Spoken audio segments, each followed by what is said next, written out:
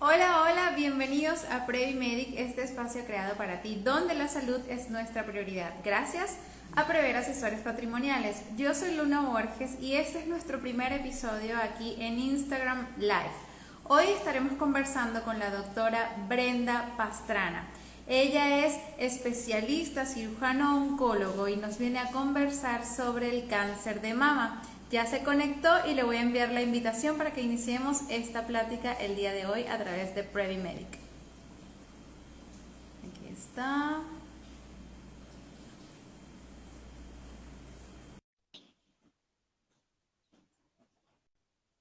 Vamos a esperar a que se conecte. Ahí está. Hola, Doctora Brenda, Luna, ¿cómo estás? bienvenida a Previmedic. Es un gusto para mí tenerte en este espacio y que hayas aceptado la invitación a contribuir desde tu conocimiento en esta plataforma que lo que busca es acercar a las personas a información veraz de mano de especialistas como tú. Bienvenida. Muchas gracias. Muchas gracias por la invitación. Estoy muy contenta de estar aquí contigo. Qué amable.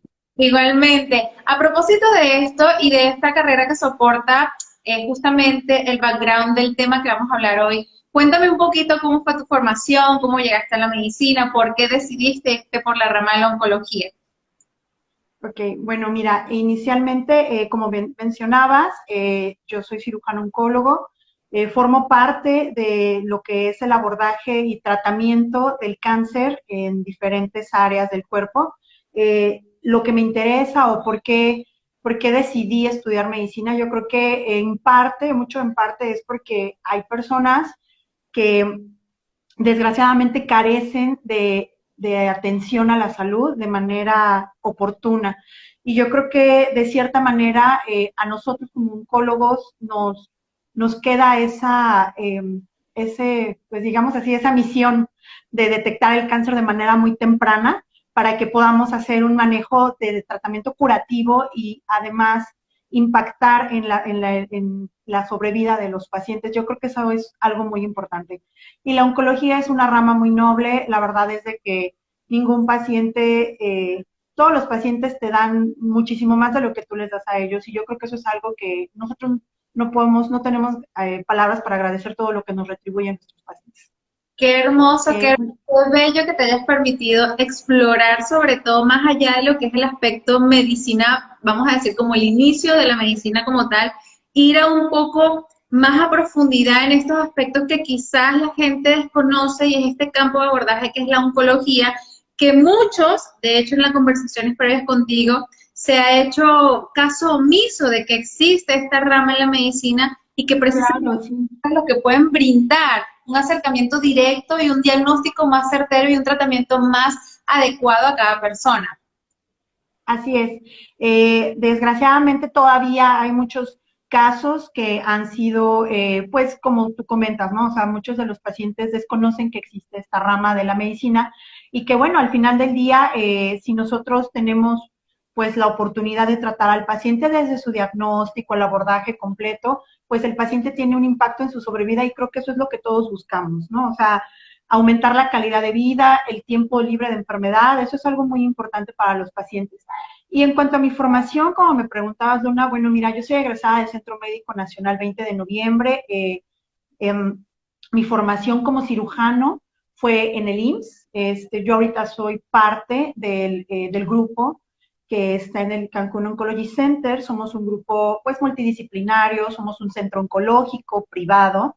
Y bueno, pues nosotros lo que buscamos es dar un abordaje de tratamiento, pues como mencionaba, ¿no? Multidisciplinario. Quiere decir que estamos conjuntamente trabajando por el beneficio del paciente, la rama de la radioterapia, la rama de la quimioterapia y el tratamiento sistémico, y bueno, la que nos corresponde a mí y a mis colegas, que es el tratamiento quirúrgico, que consiste pues desde el diagnóstico para poder hacer unas biopsias y conocer el tipo de tumor que presenta el paciente, asimismo hacer los estudios de extensión para poder darle una etapa clínica al paciente y en base a eso poder determinar cuál es el tratamiento ideal para este paciente. Como bien mencionas, el tratamiento es personalizado y bueno, ¿qué impacta el hecho de que nosotros demos un manejo multidisciplinario? El paciente se ve beneficiado con un aumento en su sobrevida y en su calidad de vida. Hermoso, me encanta que hayas podido simplificar todo esto que no es mínimo, que no es chiquito, sino que es inmenso porque dijiste bien, es un equipo multidisciplinario, no se puede Así mover es, cuerda sin la acción del otro. A propósito de esto, ¿cómo podemos claro. entonces definir esto que es el cáncer de mama y que hoy en día, pues desde el conocimiento y el acercamiento que nos proporcionan las redes sociales, ha hecho también un poco de sensibilidad, pero se desconoce mucho a profundidad de él? Pues mira, el cáncer de mama es un cáncer muy frecuente. Desgraciadamente lo hemos visto más en aumento, ha aumentado su incidencia a nivel mundial. Estamos hablando que se presentan 46 casos por cada 100.000 habitantes y esto es casos nuevos por año. En cuanto a la mortalidad, bueno, sabemos que es un cáncer que a pesar de ser muy incidente, o sea, tener muchos nuevos casos, la mortalidad es más elevada en comparación con otros primarios o con otros tumores primarios. Sin embargo, cuando estamos hablando solo del cáncer de mama, la mortalidad no es tan elevada en comparación con su incidencia. Quiere decir que son muchos casos nuevos, pero no es una mortalidad tan aumentada como en otros tipos de tumores que desgraciadamente tenemos una mortalidad más elevada, que incluso no podemos hablar de periodos de más de 5 años de vigilancia. O sea, son pacientes que tienen una sobrevida a 1 año, 2 años, como en unos tumores más agresivos. Y sin embargo, el cáncer de mama ha sido un tumor que es tan abordado, tan estudiado, que gracias digamos que a esta alta frecuencia, también es un cáncer que tiene mucha área de investigación. Y bueno, para bien, hemos encontrado muchas maneras de poder impactar de manera positiva. Hay manejos más actuales cada vez. Y como bien mencionas, pues muchas de las mujeres por parte de las redes sociales han tenido mayor acercamiento con un oncólogo, que como decías, ¿no? O sea, muchas de las personas pues desconocían que existía esta rama de la medicina. Y bueno, pues el cáncer de mama, para empezar, no, yo sé que todo el mundo dice, ¿a quién nos va a dar o quién lo va a padecer? Bueno, pues más del 99% somos mujeres y el 1% se puede presentar en hombres más. Sin embargo, a pesar de ser muy poco frecuente, el 1% hay casos en cáncer de mama en hombre. Entonces también a lo mejor dentro de todo uno piensa que siempre son mujeres, ¿no? Y la verdad es de que no, aunque es una población muy pequeña y muy limitada, sí se ha estudiado y la realidad es de que muchos de los hombres dicen, eso no va a pasar y jamás, ¿no? Pero realmente hemos visto que sí se puede presentar. Entonces, bueno, como mencionaba, la mayoría somos mujeres. Entre más aumenta la edad, aumenta mayor el riesgo de padecerlo. Tenemos más tiempo para presentar cambios en nuestro, digamos así, nuestro tipo de reparación celular y por lo tanto tenemos más riesgo de desarrollar nuevas mutaciones. Hasta el 10% de todo el cáncer de mama es de trasfondo genético, o sea, quiere decir que tiene como antecedente un familiar de primer grado que lo padeció. A veces esto impacta demasiado en pacientes que podemos diagnosticar con una etapa, en una edad muy joven, y esto es algo que nos hace mucho, hay que hacer mucho énfasis en buscar precisamente si hay una mutación ya determinada, nosotros buscar en los familiares de primer grado o familiares directos, hijos, para poder impactar y evitar que desarrollen la enfermedad antes de que incluso podemos ofrecer tratamientos profilácticos. Aquí es muy importante pues hacer énfasis, ¿no? O sea, como el boom de las mastectomías, que me voy a quitar las mamas porque tengo un gen que ya está determinado, que puedo desarrollar cáncer de mama, que puedo desarrollar cáncer de ovario, y esto no se hacía antes. Esto es algo que realmente impacta en la vida de las pacientes. Y bueno, saber que existe esa posibilidad, ¿no? O sea, entonces cuando vemos pacientes muy jóvenes, estamos obligados a descartar que haya un antecedente genético de trasfondo, ¿no? Algo que también me gustaría comentar es que el 90% restante es multifactorial. ¿Y a qué me refiero? Son varias causas las que influyen, ¿no? Desde nuestro estilo de vida, las cosas que podemos cambiar, la obesidad, el sedentarismo, el tabaquismo, también el hecho de haber tenido hábito, bueno, tabáquico, ya lo mencioné, pero también, por ejemplo, pues todos nuestros antecedentes de lactancia, por ejemplo, de la edad del primer embarazo, de la edad a la primera menarca, o sea, la fecha en la que tú inicias con tu menstruación. Hay pacientes que tienen una menarca muy temprana y que están expuestas por más tiempo a hormonas en comparación a pacientes que tienen una menarca después de los 13 años. Entonces, todo eso sumado, o sea, un solo factor no es suficiente. Se tienen que conjuntar varios factores, ¿no? O sea, como te mencionaba, pues el sobrepeso, el sedentarismo, también la dieta alta en grasas, eso también es uno de los factores que podemos modificar. Y bueno, ¿qué me gustaría? Me surgen dos preguntas ante esto y la primera es, mencionaste un factor de riesgo importante que es que alguien en tu familia directo tenga cáncer. ¿Esto es específicamente hacia el cáncer de mama o cualquier tipo de cáncer? Dependiendo del síndrome que queramos descartar. Cuando nosotros hablamos de las mutaciones específicas para cáncer de mama y ovario, puede ser precisamente porque un familiar directo padeció cáncer de mama. También el hecho de que un familiar directo haya padecido cáncer de otra estirpe, por así decirlo, en otro órgano, también nos hace sospechar. Es algo que se ve relacionado con síndromes y no necesariamente solo en la mama se puede manifestar, sino que también podemos encontrar tumores asociados con próstata, por ejemplo, en hombres, familiares que hayan tenido antecedente de cáncer de endometrio, sarcomas, cáncer de tiroides, también se ve asociado con algunos síndromes hereditarios que también padecen junto con la mama. Entonces, sí, claro que sí es importante. Por eso es cuando nosotros vemos un paciente de nuevo, o sea, que se realiza el diagnóstico recién, debemos de hacer una énfasis bastante documentado de todos los padecimientos que ha padecido su familia, o sea, familiares de primer grado, familiares de segundo grado incluso. Cuando son pacientes que captamos como nuevos, tratamos de que cada paciente se sesiona en una clínica multidisciplinaria con uno de nuestros médicos asociados, que es un genetista, y precisamente él es quien nos puede dar una calificación de riesgo y en base a eso podemos buscar intencionadamente ciertas mutaciones en estas pacientes y sus familiares, que es lo más importante.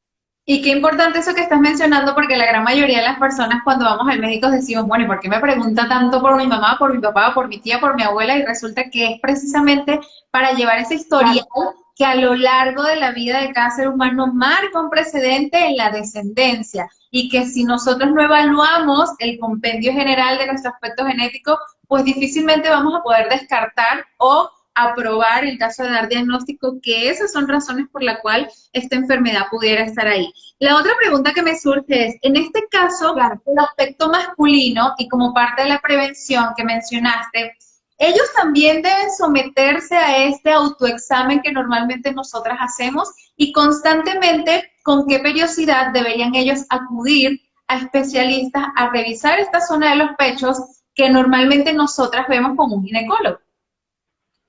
Claro, bueno, mira, en hombres es muy poco común, aún así como te lo menciono, pero sí es muy importante que se realice una exploración, porque normalmente la glándula mamaria en el hombre es muy accesible, o sea, prácticamente, a menos que sea un paciente que esté cursando con obesidad, independientemente es muy fácil poder revisar la mama. La periodicidad, bueno, normalmente como mujeres arriba de los 18 años estamos obligadas a hacer una autoexploración mensual. En los hombres, en realidad no hay algo que nos dicte, o sea, no hay un periodo específico. Sin embargo, sí es importante que se hagan una autoexploración, porque si llegasen a presentar algún nódulo, como tú dices, ¿no? Mujeres, bueno, vamos y corremos al ginecólogo. Pero en un hombre, bueno, ¿con quién va, no? O sea, y nosotros en la consulta externa hemos tenido pacientes que acuden precisamente porque notan una asimetría entre ambas mamas y lo más importante, palpan algún nódulo.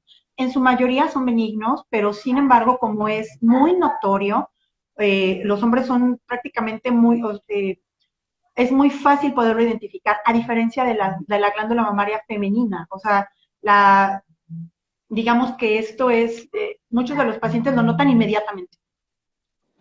Excelente. Bueno, cuéntame ahora estos rasgos importantes que nosotros deberíamos conocer a manera de prevención, que ya se ha divulgado bastante, pero nada mejor que escucharlo de una especialista como tú. Y después de este aspecto preventivo, ¿cómo abordar el proceso? Porque es la parte más difícil, lo que representa el recibir el diagnóstico y el paso posterior de haberme encontrado con mi ginecólogo que me dice, mira, en estos estudios aparece esto, que incluso también me gustaría que mencionaras esta parte donde muchos de los estudios deberían ser atendidos por especialistas sobre esto para posteriormente, si está certificado el diagnóstico, pues personas como tú en tu área de abordaje le den la continuidad. Claro, bueno, mira, como mencionaba antes, el cirujano oncólogo normalmente somos médicos de referencia, como tú dices, ¿no? O sea, la mujer se palpa o se identifica algo en las mamas y acude con el ginecólogo, quien es su médico de cabecera. Entonces, a veces estos ginecólogos tienen la curiosidad de hacernos la referencia y eso es algo muy importante porque de hecho nosotros, como te había mencionado inicialmente, hacemos el diagnóstico. O sea, hacemos todos los estudios de extensión previos a algún tipo de cirugía porque el médico o el cirujano oncólogo es quien determina qué tipo de biopsia se le realiza. Incluso con la clínica, nosotros en la consulta de primera vez diagnosticamos de etapa clínica y sabemos qué estudios hay que solicitar. Entonces, realmente lo ideal, en un mundo ideal, o sea, en un mundo de primermundista donde tengamos todos los médicos, toda la población, perdón, acceso a la medicina de un tercer nivel, pues bueno, o sea, lo ideal es de que nosotros hiciéramos el diagnóstico, pero por tiempo, por cultura, por, no sé, facilidad a lo mejor de los pacientes, quienes dicen, ah, bueno, voy a ir, no sé, con mi pediatra, ¿no? Es un ejemplo. Pero bueno, o sea, cada quien acude con el médico que conoce. Y muchas de las veces ese tiempo valioso en el que vamos con otros médicos que no están en el área de la oncología, pues es tiempo muy valioso que podemos nosotros dejar pasar y que claro que impacta en el pronóstico del paciente, ¿no? Entonces, eh, a lo mejor nosotros como oncólogos tenemos que educar a la población y explicar que en cuanto se detecte algún tipo de anomalía, aunque no se conozca como tal o no se haya documentado como tal el diagnóstico de malignidad, el abordaje lo hace el oncólogo. O sea, nosotros hacemos la revisión, determinamos si requiere la biopsia dependiendo de los estudios que hallemos, como por ejemplo, a eso, haciendo alusión a la mastografía, por ejemplo, que me mencionas, ¿no? Tú vas con tu ginecólogo porque te toca tu mastografía y muchas de las veces los mastógrafos, perdón, las mastografías arrojan hallazgos sugestivos o sospechosos de malignidad. Desde ese punto, o sea, en ese momento, nosotros somos quienes captamos al paciente y damos el seguimiento. ¿A qué me refiero? Podemos hacer mastografías semestrales para dar seguimiento a una calificación sospechosa y entonces, dependiendo de si hay benignidad o dependiendo si se documenta que hay malignidad, entonces ya tomaremos la decisión de continuar con algún tratamiento, pero la vigilancia incluso la da el oncólogo.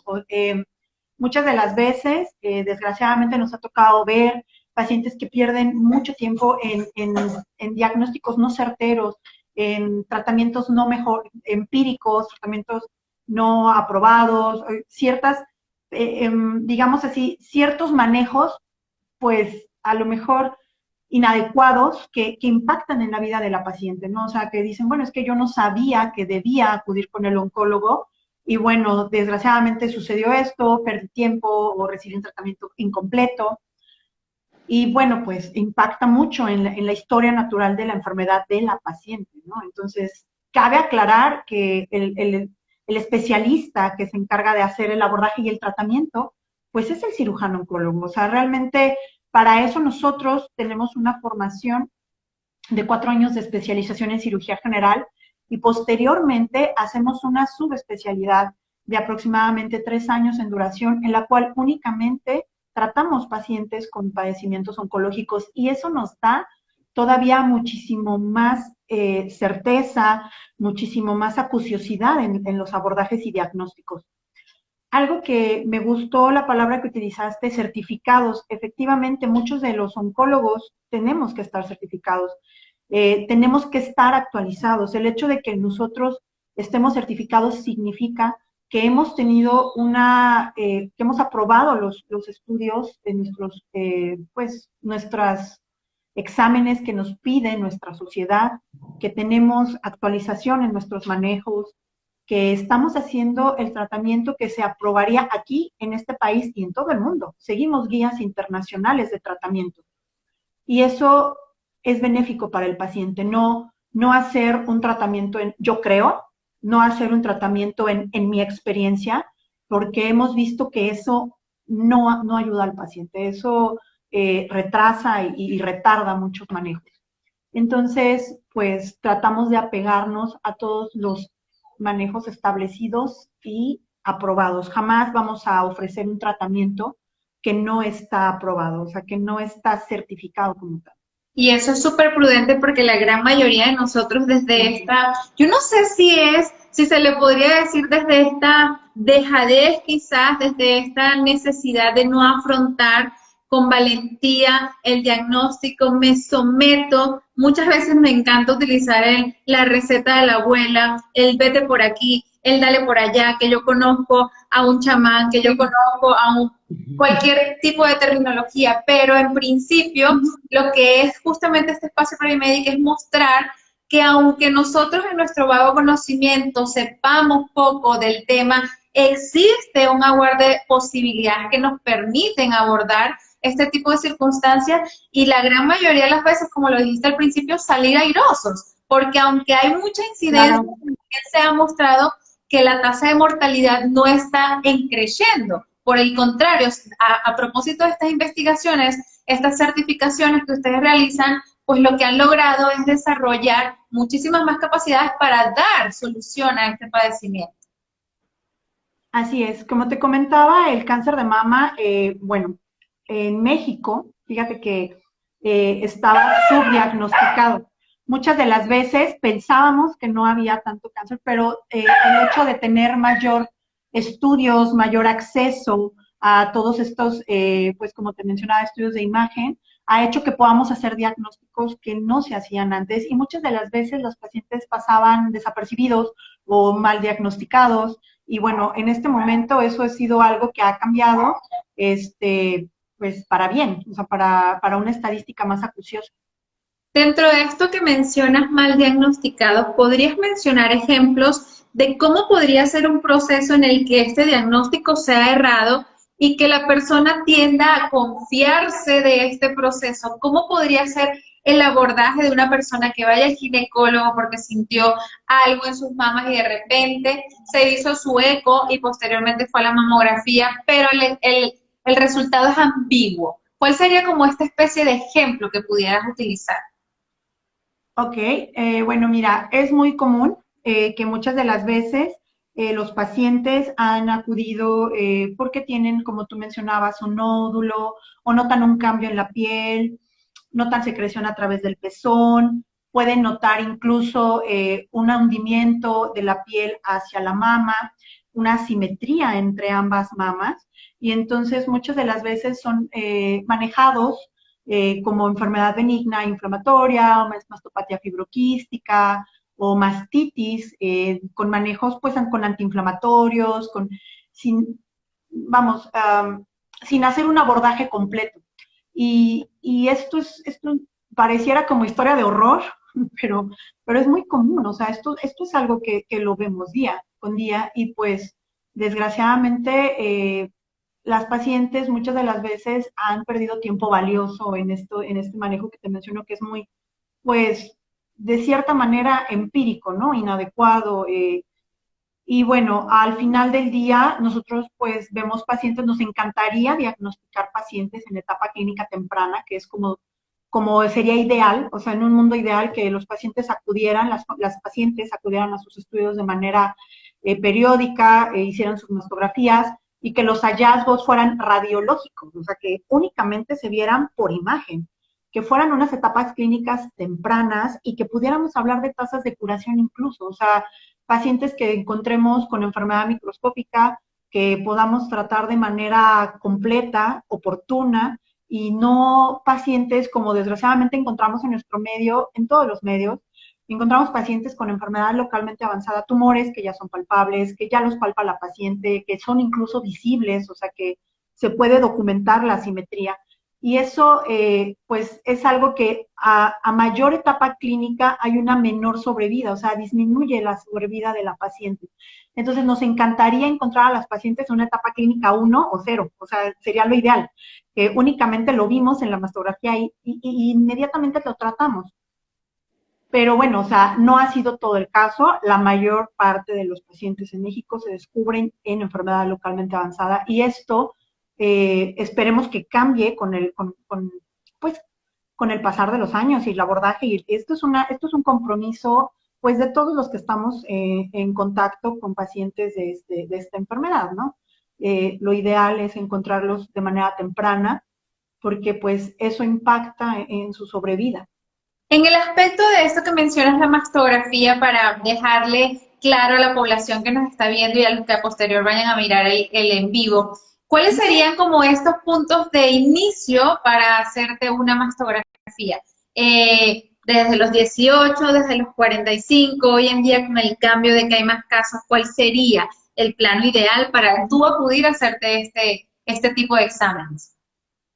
Ok, bueno, mira, primero que nada, de acuerdo, la mastografía tiene dos funciones o dos intenciones. Cuando nosotros lo hacemos en una paciente sana, que no encontramos ninguna lesión, ningún nódulo, ninguna lesión palpable, entonces a esos pacientes se les conoce que se les realiza una mastografía de screening, una mastografía que es en un paciente sano donde no esperamos encontrar nada. A este tipo de mastografías de screening las sugerimos arriba de los 40 años. Si nosotros tenemos una paciente joven que tiene, no sé, 25 años, un ejemplo, y nota un nódulo, muchas de las veces sugerimos que se realice un estudio complementario que es el ultrasonido. Nosotros, un ultrasonido y una mastografía, los dos son estudios para poder hacer un estudio íntegro o un estudio integral de la mama. Uno no sustituye al otro, sino que al revés se complementan. Cuando nosotros tenemos una paciente joven con una mama densa, lo ideal es hacer un ultrasonido. Ese es nuestro abordaje inicial. Sin embargo, si en el ultrasonido podemos encontrar algo que no nos compagina, que tengamos mucha duda, y si son pacientes que tienen la mama muy densa, hay ciertas condiciones que podemos ofrecer algún otro estudio complementario. Aquí puede entrar el papel de la resonancia, incluso para pacientes que tengan implantes mamarios o pacientes que tengan mamas muy densas. Eso nos ayuda también la resonancia magnética como otro método de estudio, que al final del día, o sea, como te explico, no es una sustitución, sino más bien es un complemento. Para la mastografía, en el otro contexto, o sea, que vemos en una paciente que ya tenemos un diagnóstico, que tiene algo en la mama, entonces la mastografía cambia de contexto y se llama mastografía diagnóstica, y esta no tiene una edad. O sea, no, me refiero a que no hay una edad específica para decir, ay, a partir de los... No, porque ahí tú estás siguiendo una enfermedad. O sea, tú ya sabes que tu paciente tiene, no sé, un nódulo en seguimiento, le estás haciendo una mastografía semestralmente porque tienes una lesión BRAF3. Entonces, a tu paciente, tu mastografía ya no es con la intención de hacerle un screening a ver qué encontramos. Es una paciente que ya tienes un diagnóstico, que ya tienes un seguimiento. Esa es la diferencia. O sea, la mastografía con dos vertientes, diagnóstica y de screening. De screening, así pacientes sanas, que todas, ok, tenemos 50 pacientes hoy, a todas las vamos a pasar y todas les vamos a hacer una mastografía. Esa es la de screening. Y esa nos la piden a partir de los 40. Si tenemos una paciente que tuvo un familiar con un caso directo de cáncer de mama, dependiendo de la edad en la que fue diagnosticada su familiar directo, podemos empezar el screening 10 años antes. Supongamos que es una paciente que se diagnosticó a los 40 años su familiar de primer grado, nosotros deberíamos de iniciar aproximadamente 10 años antes el tamizaje. Y a esta paciente, si es una paciente muy joven, podemos iniciar con un ultrasonido y seguirla con este mismo método. Si por algún estudio en ese seguimiento encontramos alguna lesión, podemos abordar el diagnóstico. No es una regla de decirte, bueno, a estas pacientes la vamos a hacer una mastografía, porque ya sabemos que la intención es diferente, es un diagnóstico. Como screening, de acuerdo a la norma oficial, a partir de los 40 y seguimos anualmente. Mencionaste algo que me llamó mucho la atención y es el hecho de las mamas, las prótesis mamarias. ¿Tiene alguna incidencia directa el uso de prótesis mamarias para que se geste cáncer de mama? Para el cáncer de mama como tal, no. Se ha asociado, fíjate que se ha visto asociado a otro tipo de cáncer, pero no es el cáncer de mama. Las prótesis mamarias, hasta en un porcentaje muy mínimo, o sea, se puede encontrar asociado al linfoma, pero realmente para el contexto del cáncer de mama no. O sea, las prótesis no te generan. Al contrario, las prótesis mamarias tiene mucho la gente la idea de que si se pone prótesis no se va a poder hacer su tamizaje. y pues eso no contraindica su tamizaje. O sea, a los pacientes se les debe de hacer con toda y prótesis mamaria un estudio.